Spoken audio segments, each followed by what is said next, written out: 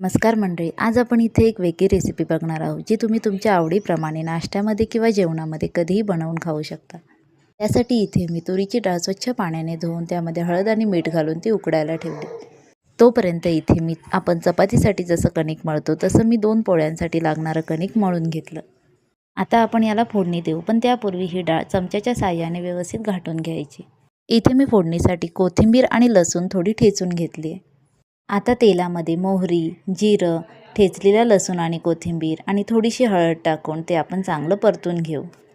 हे चांगलं परतून झाल्यावर त्यामध्ये आपण ही उकडलेली डाळ, थोडंसं पाणी आणि मीठ घालून याला एक उकळी काढून घेऊ। तोपर्यंत इथे आपण एक पिठाचा गोळा घेऊन त्याची चपाती लाटून घेऊ, पण चपाती लाटताना आपल्याला इथे ती तेलावर लाटून घ्यायची आहे।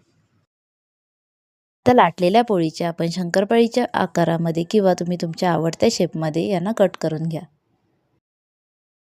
इथे आपल्या वरणाला चांगली उकळी आली आहे। आता यामध्ये आपण हे कट केलेले शंकरपाळे घालून घेऊ। आता यावर झाकण ठेवून आपण एक मीडियम गॅसवर 10 मिनिटं हे व्यवस्थित शिजवून घेऊ। तर इथे तयार आहे आपली टेस्टी अशी डाळ-फळं रेसिपी।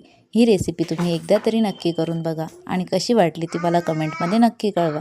व्हिडिओ जर तुम्हाला आवडला असेल तर व्हिडिओला लाईक, शेअर आणि सबस्क्राईब करा। बाय।